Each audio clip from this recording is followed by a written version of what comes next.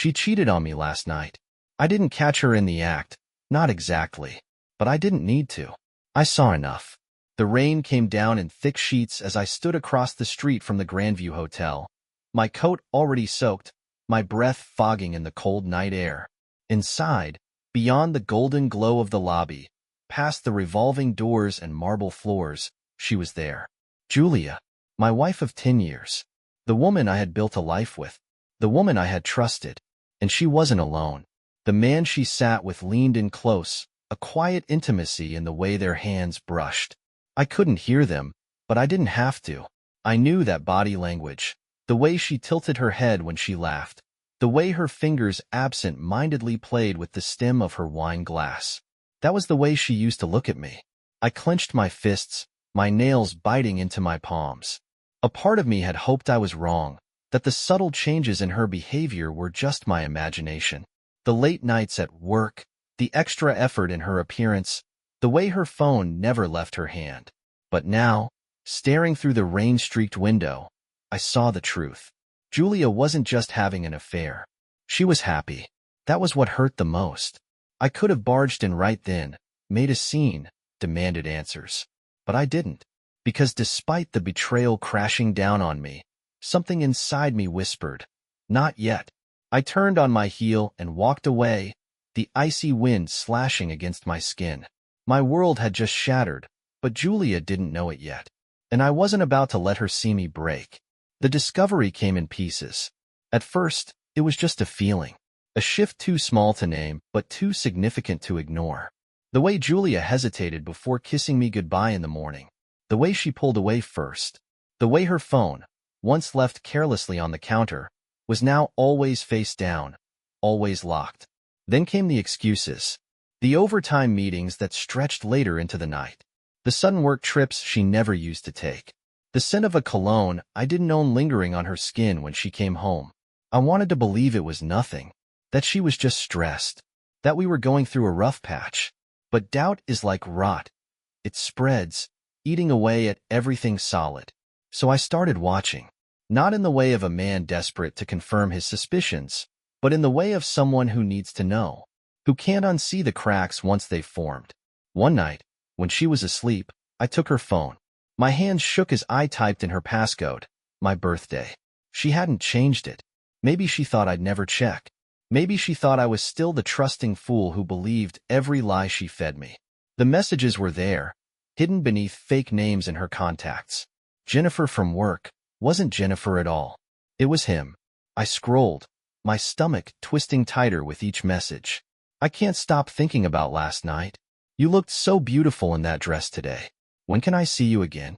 And then the one that shattered what little hope I had left. I wish I could wake up next to you every morning instead. I set the phone down carefully, as if it might explode in my hands. She wasn't just cheating. She was in love. My breath came slow and steady. I thought I'd feel rage. Thought I'd want to shake her awake, demand the truth, scream until my throat was raw. But all I felt was cold. The kind of cold that settles deep in your bones. The kind that doesn't leave.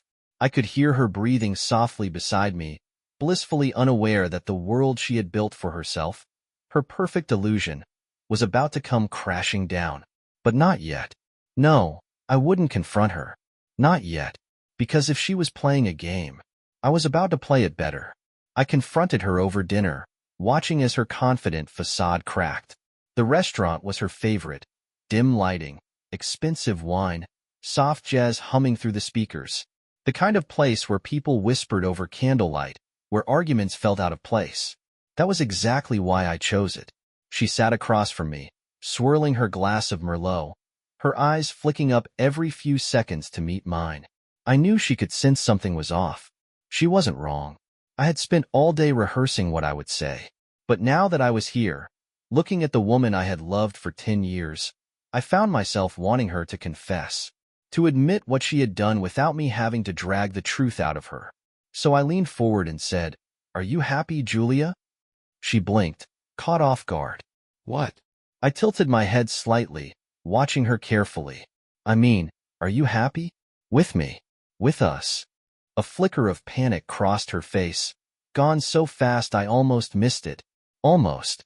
Of course, she said, her voice smooth but forced.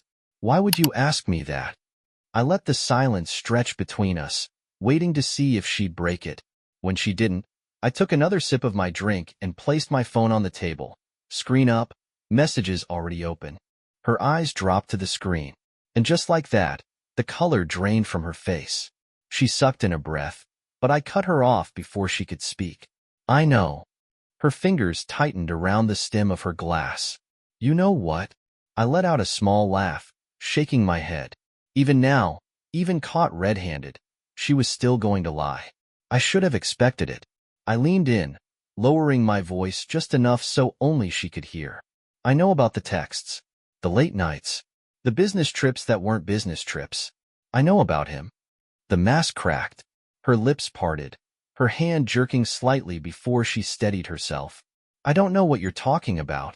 I exhaled through my nose, looking away for a moment to keep my composure. Julia, I said softly, don't insult me. A war waged behind her eyes.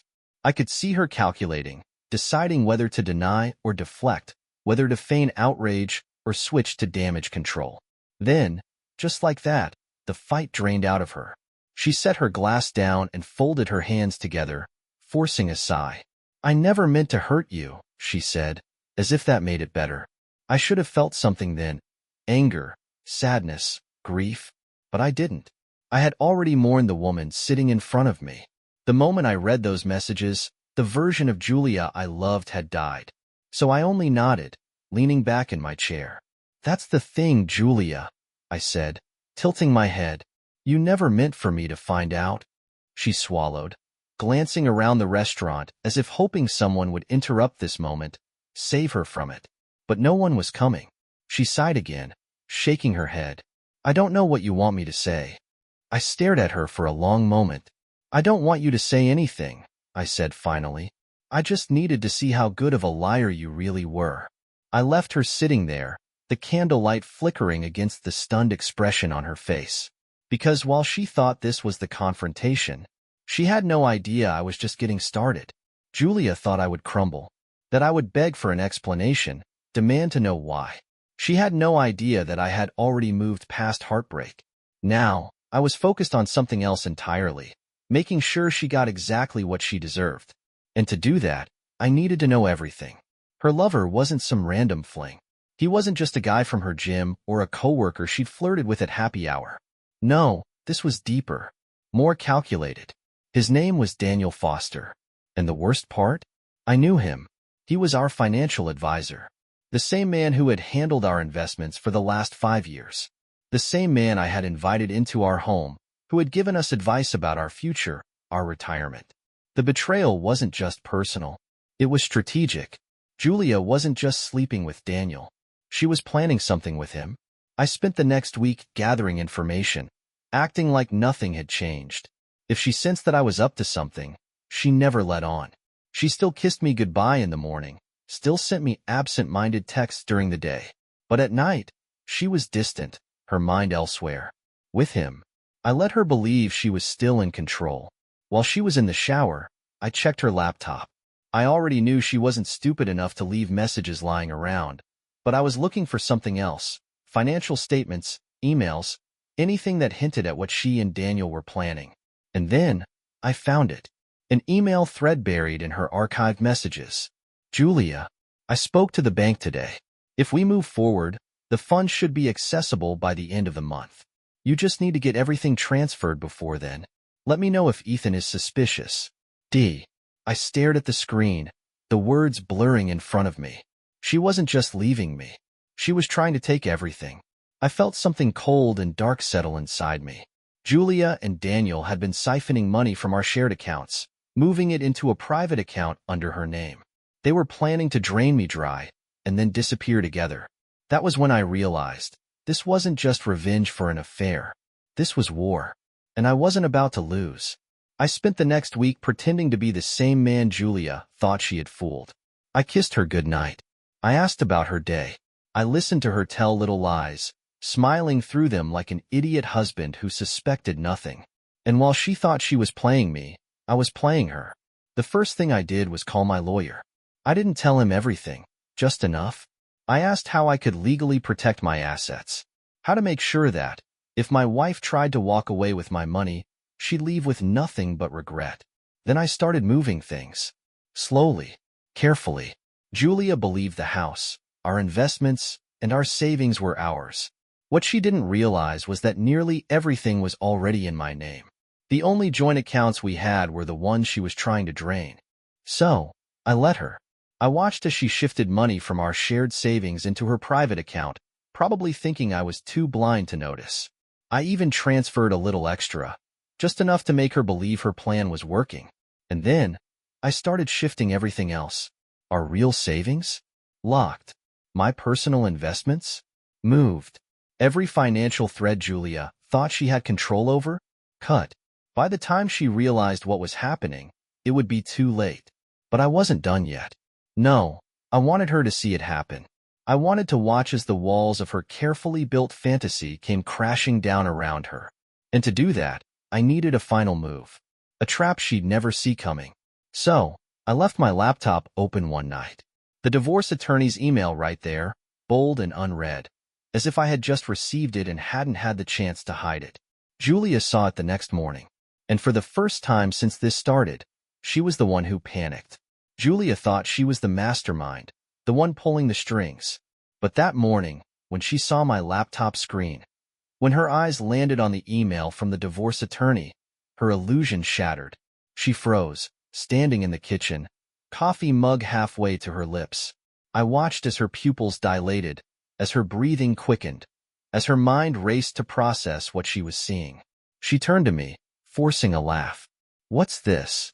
I took a slow sip of my own coffee, acting just surprised enough to be believable. "Oh, that," I sighed, rubbing my jaw like I hadn't decided what to say yet. "I didn't mean for you to see that." She set her mug down carefully, her hands too steady, too controlled. "You're talking to a divorce attorney?" I let out a breath, shaking my head. "Look, Julia, things haven't been great between us. You've been distant. I needed to know my options. Just in case." I didn't accuse her, didn't demand answers. That was the key, because I needed her to be the one who begged. She blinked, lips parting slightly. I saw the war in her eyes. This wasn't how things were supposed to go. She was supposed to be the one leaving me. She was supposed to have the upper hand. But suddenly, the ground beneath her was shifting, and she had no idea how to stop it. A nervous laugh bubbled out of her. "Ethan, you seriously think we need a divorce? You're talking to a lawyer instead of talking to me?" I shrugged, looking down at my coffee. "I don't want a divorce, Julia." I met her eyes, letting just a flicker of pain show. "But I also don't want to be with someone who doesn't love me anymore." It was a gamble. If she still wanted to leave, she'd call my bluff. But if she wasn't ready to lose everything, if she still needed time to get her money out, to manipulate her way to a clean escape, she'd fight for me. Her hand shot across the table, gripping mine. "Ethan, stop. I do love you. I don't want a divorce." Liar. But I played my part.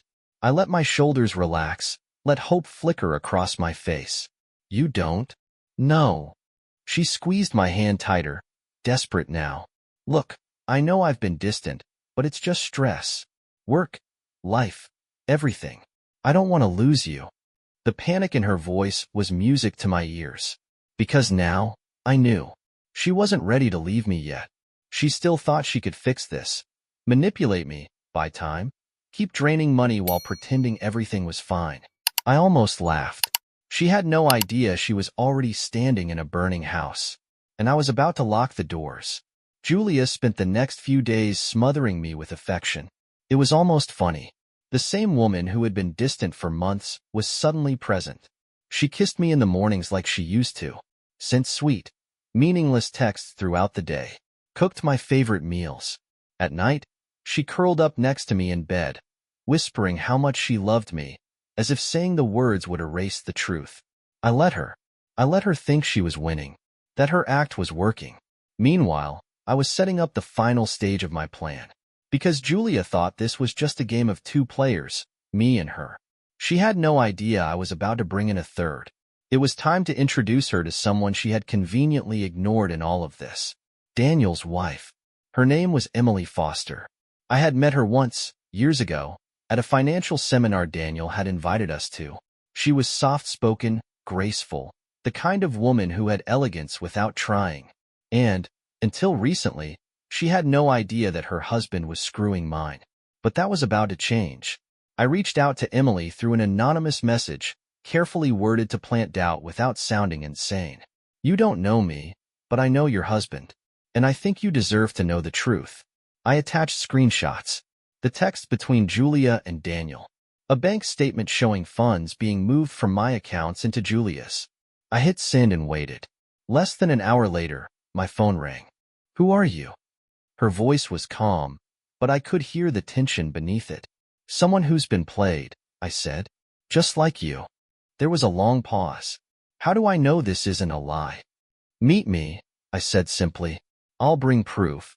2 days later, we sat across from each other in a small cafe, our lives unraveling together over coffee. Emily was composed, but I could see the cracks. The way she kept smoothing her wedding ring. The way her grip tightened around her cup when I slid the manila folder across the table. She opened it. Inside, there were photos. Screenshots. Evidence. Her breath hitched, just slightly. Then she closed the folder with a quiet snap. She exhaled slowly, then looked up at me. What do you want from me? I smiled. Your help. She tilted her head. Help doing what? I leaned in slightly, lowering my voice. Taking them down. Her lips parted slightly in surprise. She hadn't expected that. She had expected a broken man, devastated and lost. She had expected anger, grief. What she got instead was something far more dangerous. I wasn't just trying to leave Julia. I was about to destroy her. Emily Foster was dangerous. Not in the way Julia and Daniel were, sneaking around like reckless children, but in the way of a woman who had spent years perfecting control. She didn't cry. She didn't rage. She sat across from me in that cafe, fingers still wrapped around her untouched coffee, and when I told her I wanted her help, she smiled. It wasn't a kind smile. It was the smile of a woman who had just realized she wasn't powerless. Tell me what you have in mind, she said. So I did. I told her about my plan, about how Julia thought she was in control, about how she had been funneling money from our accounts, about how she had convinced herself she was going to walk away from this unscathed. And then, I told Emily my final move. A reconciliation dinner. A night where Julia and Daniel would think they were finally getting away with it, where they would sit across from us, comfortable, smug, still believing their lies had worked. And then, we'd rip their perfect world apart.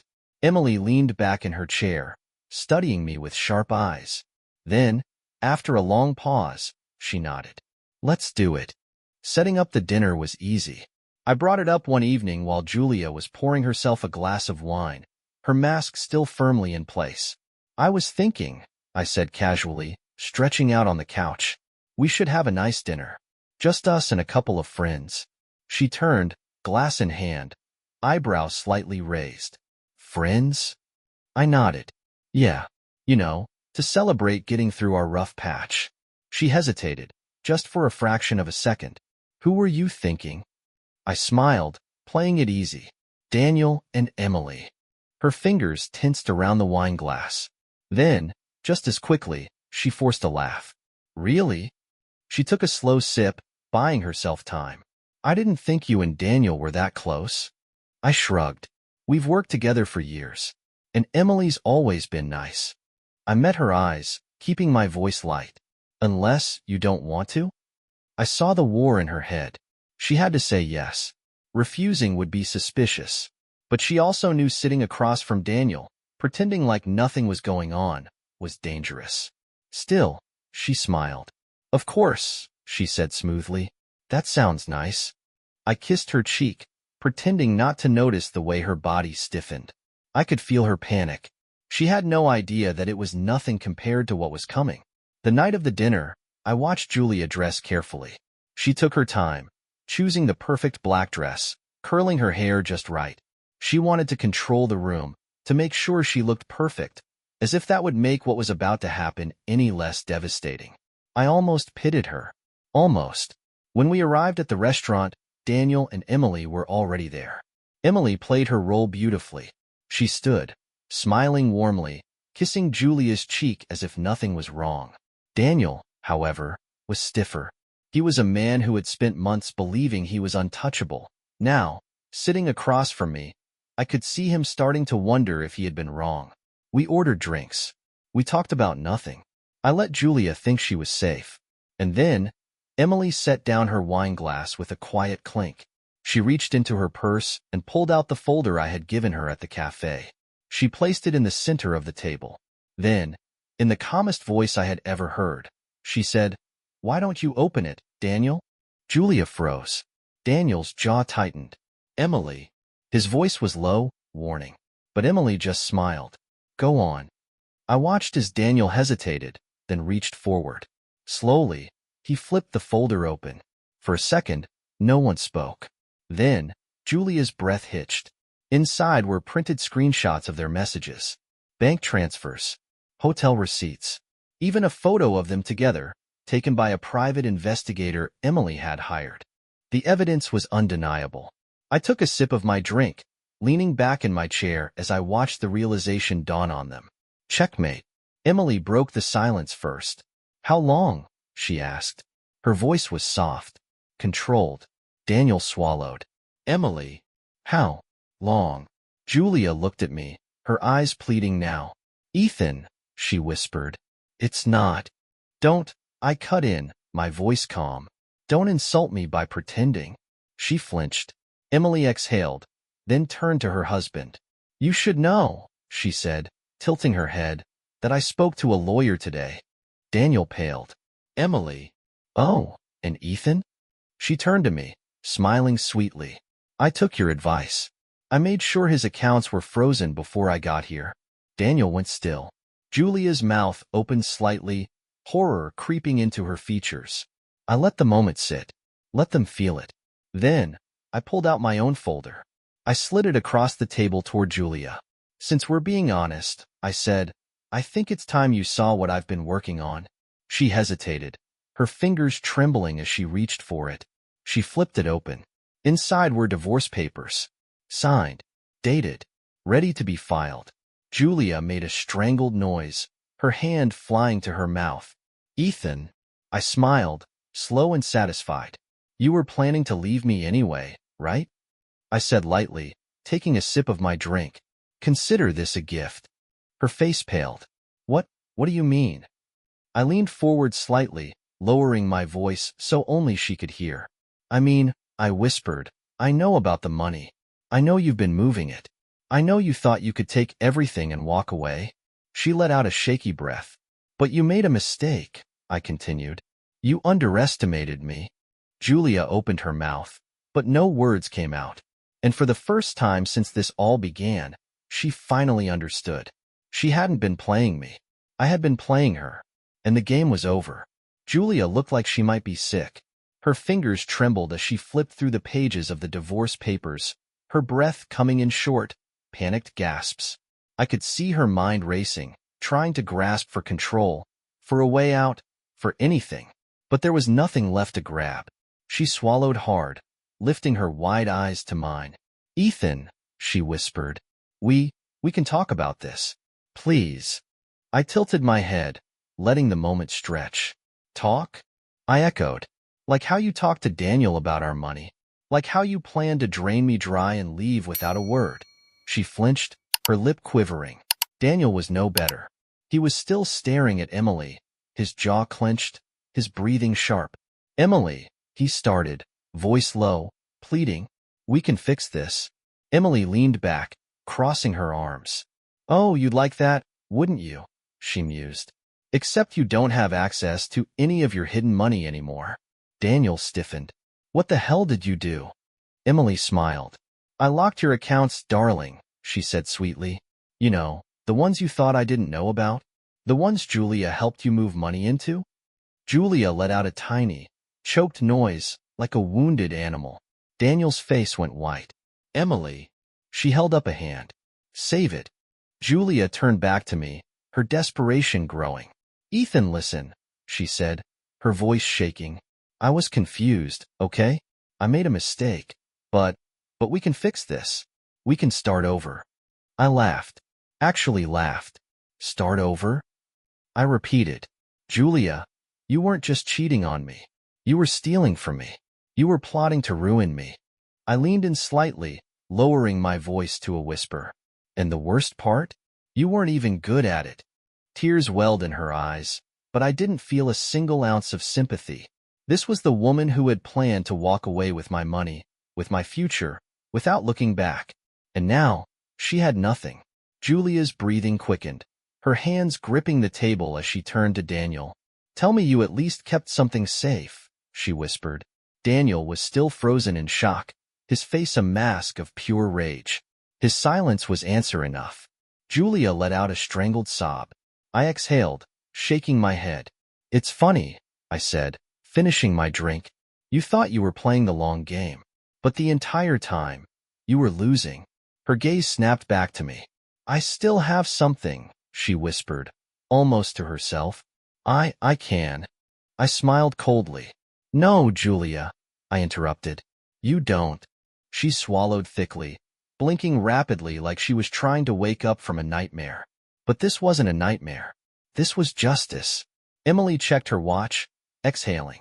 Well, she said, standing. This has been delightful, but I think I'm done here. She gave Daniel one last, emotionless glance. My lawyer will be in touch. Then she turned to me.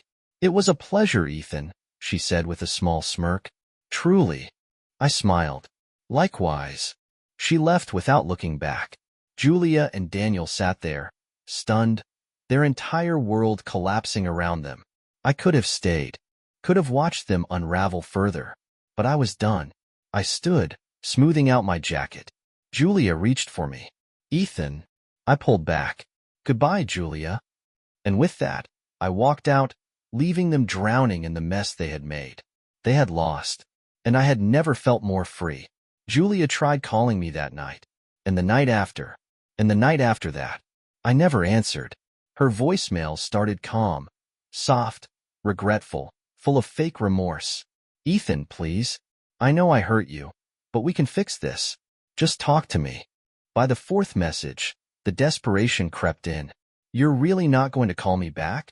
After everything? I made a mistake, but I still love you. By the seventh, she was furious. You're a coward, Ethan. A pathetic, vindictive little man. You enjoyed this, didn't you? Watching me suffer. You're just as bad as I am. That one made me laugh. By the 10th, she had nothing left. I have nothing now, she whispered into the phone, her voice raw. Daniel's gone. He left town. I don't even know where he is. That one was especially satisfying. I had heard through Emily's lawyer that Daniel tried to salvage whatever he could, but with his accounts locked and a divorce pending, he had no options. He had been cut off. He couldn't run with Julia, because he had no money left to run with. He abandoned her. Just like that. Poetic. I imagined the moment it happened, Julia, standing there, realizing that she hadn't just lost me. She had lost everything. And the best part? I hadn't lifted a finger. She did it all to herself. A week after the dinner, I walked into my lawyer's office and finalized everything. The divorce? Swift and painless. The financial assets? Already secured. The house? Mine. The car she drove? Leased under my company. Everything she thought she could walk away with? Gone. When the papers were served, she didn't call. I knew why. She had no fight left. She had nothing left to fight for. A month later, I got one last message from her. It was short. Simple. You really never loved me, did you? I stared at the text for a long moment. Then, without hesitation, I deleted it. Because she wasn't the one who got to ask that question. And I wasn't the one who needed to answer it. A month after the divorce was finalized, I ran into Julia by accident. Or maybe it wasn't an accident. She was sitting alone at a cheap cafe on the other side of town, stirring a coffee she probably couldn't afford anymore. Her makeup wasn't perfect this time. There were faint shadows under her eyes, her hair tied back in a way that wasn't effortless, just tired. For a moment, she didn't see me. I could have walked away, pretended not to notice her, let her sit there in her new, unfamiliar reality. Alone, broke, abandoned. But I didn't. I walked right up to her table. She looked up, startled. Her eyes widened, and for a second, I saw something flicker there. Hope. Maybe. Regret. Ethan, she breathed, like she hadn't just spent weeks cursing my name in voicemails. I smiled, slow and easy. Julia. Her fingers tightened around her cup. She hesitated, biting her lip. Can we talk? I tilted my head slightly. Talk about what? She swallowed. About us. A soft laugh escaped me. Us? I echoed. Julia, there is no us. She flinched. Her voice dropped, small now. I miss you. I leaned on the table, watching her carefully. No, I said, voice calm. You miss what I gave you. Her lips parted slightly, but she didn't argue. Because we both knew the truth. She had never missed me.